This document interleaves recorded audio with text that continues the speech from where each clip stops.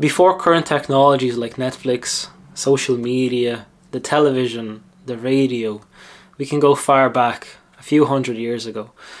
We relied on mostly spending our days thinking about survival, thinking about bringing food to the table to our traditional family, what we're going to eat, how we're going to clothe ourselves to survive the next winter, how we're going to put a shelter over our heads to avoid rain and snow. So our lives were mainly concerned about surviving and seeing the other day, seeing the sun come up. Nowadays, we have lives where we seek constant pleasure because we don't have to think about surviving anymore. It's become a lot easier, especially in the Western world. Of course, you still have to work and bring home a wage where you spend your money on food, but you don't actually have to go out and hunt and risk your life. You don't have to get out of your comfort zone anymore. You hear about comfort zones a lot, but this is how we mainly spend our lives nowadays, especially as men. We spend our lives in our comfort zones and we slowly kill ourselves doing this. And it's ironic because we are so safe, we are so sheltered nowadays, but we are slowly killing ourselves, not in the physical sense, but mostly in the mental sense. We can see that men are becoming weak. We can see that women are becoming independent because they're taking up roles that are more important than men's roles currently. And this is fine. It's all in tune with today's society, and society is changing, which is completely normal. It's evolution to some extent. Or, in my view, it's not evolution. We're currently going backwards, just how I see things. But our survival days are gone, and we don't need to think about putting food on the table by going out hunting. We can go to the shop and we can buy some fish, or we can buy some meat and potatoes, or you can go to the other extent where you buy a 3-liter bottle of Coca-Cola and buy some frozen pizzas and call it a day. But it's all your choice. Now, in this video I will be discussing some pretty important themes. I'll give you some food for thought. But it's up to you to pay attention and to gain the full value of this video. Now, the best way that you can actually do that is by, well, firstly liking the video and subscribing, because it's a new channel. Help me grow, help the algorithm, comment. This will all help the channel grow. But the best way you can actually keep in tune with this video is to make it full screen. And this will not distract you from the comments or all the other videos on the thumbnails on the side. Don't take your phone. If you're using your phone to watch this video, obviously, don't get distracted with other things. But if you're watching on your laptop, don't take your phone into your hands and start scrolling TikTok or something like that. Make it full screen and look into my eyes as we're having a conversation, a one-to-one conversation. This will help you to soak in all of the information that I'm about to give you. So, currently, we live lives of seeking pleasure. And pleasure seeking has become easier than ever. And every single year that passes, pleasure seeking becomes easier and more acquirable. Because think about it, how many pleasure seeking streams is there available to us right now? And I'm not going to speak of the extremes like pornography and everything like that, but social media, there are many platforms that we can engage in and scroll endlessly, and we're going to be provided with endless information that is, to be honest, little to no use for us, because you can probably relate to this, that whenever you spend time scrolling, you never really achieve true happiness. You never really say, oh, well done, Rob, you've spent the next 2 hours, or you spent 2 hours scrolling social media, well done, you've achieved something. You never really feel good about yourself. So why do you keep doing it? Then we have Netflix, we have other Hulu, we have Amazon, we have Disney Plus, we have so many movie streaming services that also keep us distracted and keep us in this pleasured state. We have many things like fast food. Food is also a pleasure-seeking activity that you can do. You can become a binge eater and you can eat all the food you want and seek pleasure that way. Acquiring things, materialism, is also a very common way of pleasure seeking. You can probably relate to the fact that when you feel a little bit down, a little bit under under stressed, you feel yourself filling a void by ordering some clothing online or even more things online just to fill the void that you're currently feeling, and by purchasing something that really is not necessary to you at the moment. So it's abundance. And at the moment we have pleasure in abundance, which is not a good thing, because this keeps us comfortable, and it also keeps us so used to the pleasure that we're currently seeking that we always want more. The things that we currently own, what we possess, are not enough for us. We want more, because this is how we are built as human beings from nature. From nature, when we were hunting for animals, we wanted more and more. We kept having an abundant mindset. We wanted to stockpile food. We wanted to stockpile food, freeze it, and have it for the next winter or even more. We wanted to stockpile things, but this is what we do nowadays. We stockpile things. We stockpile pleasure. And the way pleasure and dopamine works is, if you are going to watch a Mr. Beast video right now, which is like 10 minutes, maybe less, you're going to be filled with so much dopamine, so much information straight away. There's like a million cutscenes. There's like, cars exploding, trains blowing up. If you're going to try and do some hard work after this video, well, I just want to wish you luck, because it's going to be really difficult, because your brain wants more dopamine than it's already had received. So you're going to look for more and try and beat a Mr. Beast video. You're not going to get more dopamine than that. Your brain also will not want to do any hard work. So that means that if going to the gym, you might find going to the gym a little bit more difficult, because you don't want to do hard work after your brain's already been satisfied and pleasured. It's like if you think about sex. If you bust a nut, right? You don't really want to do that again. This is the same how pleasure works. Once you're satisfied, and you don't want to seek pleasure again for a certain amount of time unless it's more pleasure, right? It only makes sense. I want to explain instant gratification and delayed gratification for you. So instant gratification is things that feel pleasurable or good at the moment. Things that you do that feel great at the moment. So we can look at the examples that I gave you from before, like seeking pleasure through watching a video or eating some junk food. This gives you instant gratification that does not benefit you in the future. Now, if we look at delayed gratification, on the other hand, delayed gratification means that you do certain tasks that then reward you in your future self.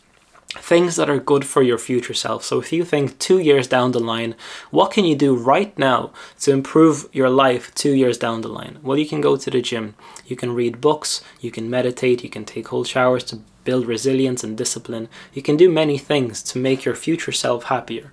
So this is important when we're taking pleasure into account, because if we do more instant gratification activities, the more that we do them, the less happy we actually become, because our future selves do not improve with instant gratification activities. With instant gratification activities, our current and future selves are suffering and dying slowly, because like I explained before, we will want more and more, and we will become more and more greedy. The same goes with wealth.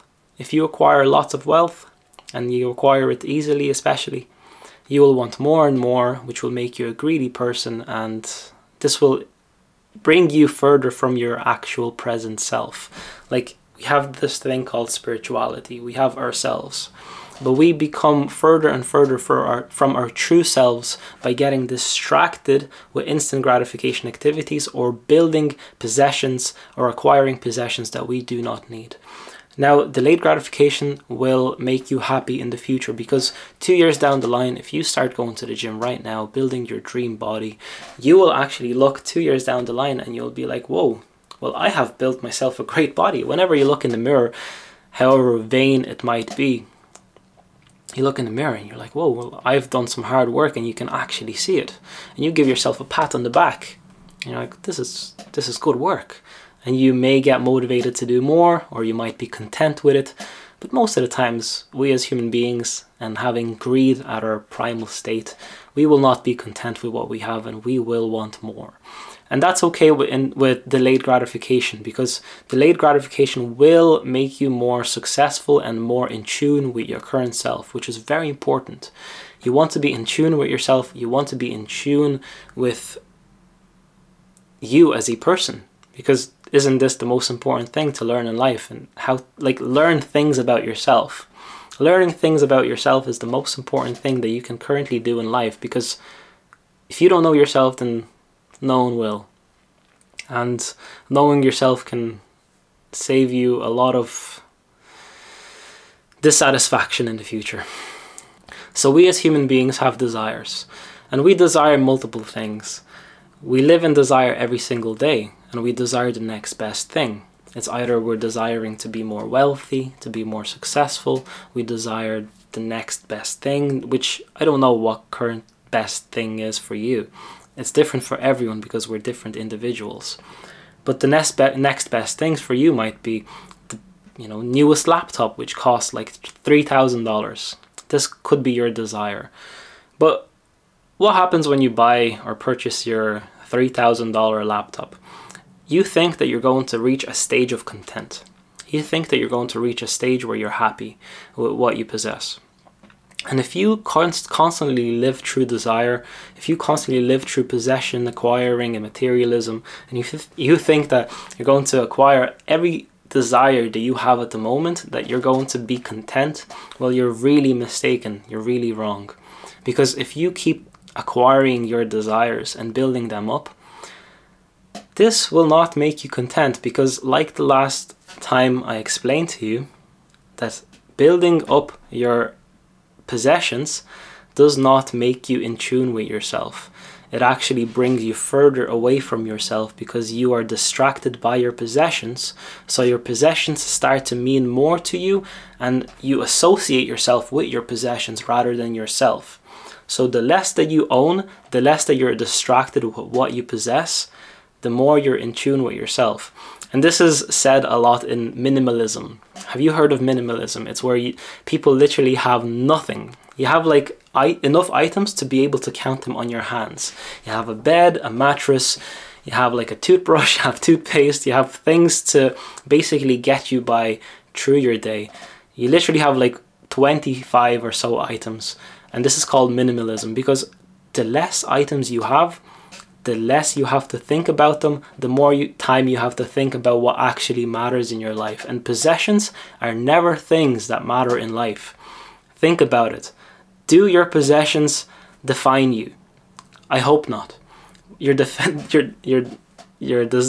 possessions should never define you, because if your possessions define you, like if you associate your friend with someone who owns a mansion, well, that's not your true friend, because you should not associate your friend with someone who owns a mansion. You should associate your friend with like a name, like something that he has done in life, And acquiring a mansion is not one of them, because it is not his personality. His mansion is not his personality, right? I really rambled a lot there, but basically, to put in short, we become closer to what we possess rather than ourselves. Okay, so how do you actually fix this problem? How do you become less of a materialist? How do you become more content with what you actually are, with who you actually are? Well, the most overlooked way is actually minimizing your desires. And how you do this is completely up to you. But minimizing your desires is the only way to become more in tune with yourself. Whatever you want, whatever you currently are seeking, whether it's the new car, whether it's the new house or the bigger house or a mansion, like I mentioned before, if you currently are seeking that, ask yourself, why are you seeking these things? Why do you desire those things? This is a very important question, which actually can help you minimize your desires. So by asking yourself this question, why do I want the brand new car that cost 100,000, like a Lamborghini or whatever? Ask yourself, why do you want that? And this can sometimes help you go back a few steps and say, hold on, I can actually put this money to much better use. You may think to yourself, okay, so I want the Lamborghini because I will think that my friends will think I'm cool if I have this Lamborghini, right? I will drive down the street and everybody will look at me because I have this Lamborghini, because it makes so much loud noise and it looks, you know, really new and looks like impressive. It looks like I have a lot of wealth. You know, the color is flashy. Everyone desires it, so everyone will think I'm cool, right? But what does this all answer? Now, if you're someone who thrives from people giving you attention, this also will not bring you closer to yourself, because you are going to be distracted by other people's reactions. And do you want other people's view of you to define you? Do you want other people to look at you and think, this guy has a Lambo, he must be so rich? Like, so what? So what? I wouldn't like to be associated with ownership of a possession, like of a materialistic thing. I don't think anyone in their sane minds would like to associate themselves with that, unless it's a 15-year-old boy that sees, you know, Andrew Tate driving the Lamborghini and thinks that that's really cool. You have to think about whether you actually need something in life, whether it's going to help you find your true life meaning, your true life purpose, whether acquiring this materialistic thing will actually help you become more in tune with yourself. And if it doesn't help you become more in tune with yourself, if it's just a desire to make others believe that you're happy, then that's not a thing that you should be doing. Because I'll tell you a little story, right? I used to own a car that I spent €1,000 on. It's equivalent of like $1,200. And it was a Nissan Micra, a 2001 Nissan Micra. And I remember this car. It was like a blue 4-door car, like a little hatchback. It's like a 1-liter engine. It's pretty slow. I remember going down the motorway and it's all rattling and like, you know, and thinking about these moments brings me true happiness. And overall, this is the car that I miss the most. I've had multiple cars in my life, but this is the car that I currently want the most, because it has brung me so much pleasure, or brought me so much pleasure. I'm making up words as I go. Like, that car was incredible. I didn't care about it being clean, or if it was dirty, if I had stuff on the floor. I'm not a dirty person. Like, it was mostly clean because I just like having a clean space. But I didn't care about driving it anywhere. I would drive it through mud. I would drive it through like a field or something. And this brought me great pleasure because it was so simple. It was so reliable.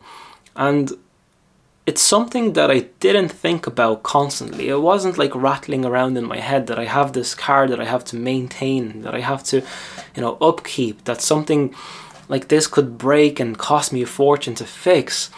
Like, this car didn't bring me any trouble. But yet, when I had a car that cost around 8,000 or so, it was a clean car. Like, there was literally no scratches on it. It was so well kept. It was like a BMW. This car, I actually didn't want to drive it.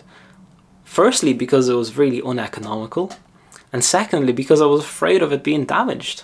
I was afraid that this car will get like a scratch somewhere in the parking lot, that someone will like push in their trolley into the car.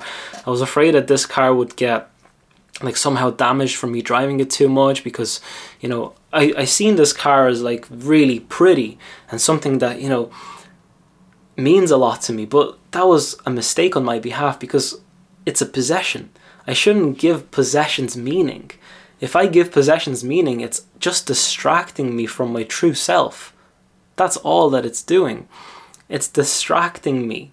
If I, like, let's say I have a car, right? I buy myself a sports car that I spend $20,000 on. And okay, I love driving the sports car. It's like so fun to drive. I drive it through all places, and, you know, it's like giving me this adrenaline rush, and it's fast. And then I think to myself, okay, I'm going to put in another $20,000 into the sports car and make it faster, look prettier. I'm going to repaint it so it's like brand new paint, like put on new wheels onto the sports car, like lower the suspension, like make it look really cool, right? Now I have a sports car that costs $40,000, and I've put in so much work and effort into this car, distracting myself from my true purpose again. And now all I want to do with this car is just look at it, and I'm afraid to drive it anywhere. I'm afraid to take it out because I've only paid 5,000 for the brand new paint. God forbid someone's going to scratch this car. Man, my camera keeps overheating. But basically, do not keep ruining your hobbies by investing too much into them and being obsessed over the equipment rather than your hobby, because you can ruin it for yourself. Now, we always want to revert back to simpler times. We always think about when we started, the journey that we had. We always think about the simpler times and we always long to have them again.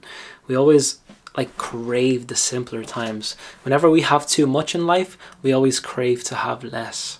Now, I was spending a weekend away in a nice part of Ireland, and let's just say I engaged in too much eating. I ate too much food, and I ate very nice food. We went to all of these nice restaurants and we tried a lot of nice food, and we ate it in abundance. We ordered way too much than we could actually consume, and to be honest, karma happened because I got food poisoning, and all of that food went down the toilet, literally, and all I could think about was not eating this food again because it made me literally sick thinking about that food. And all I could think about after this weekend of eating all of this food was, I just want bland food. All I wanted, even before getting sick, I wanted bland food. I wanted scrambled eggs. I wanted porridge, really bland foods. And this was something that I craved. It's after experiencing such extremes and such flavors, all I wanted was vanilla, if that makes sense. So it's really easy to fall into the trap whenever we're on social media, especially, to want and desire too much from life. And it's something that you will basically get you further away from life itself. It will get you further away from your person. It will get you further away from how you're supposed to be, because you will try to live other people's lives and it doesn't suit you. What suits you is living your own life and serving your own purpose that you're meant to do in this life.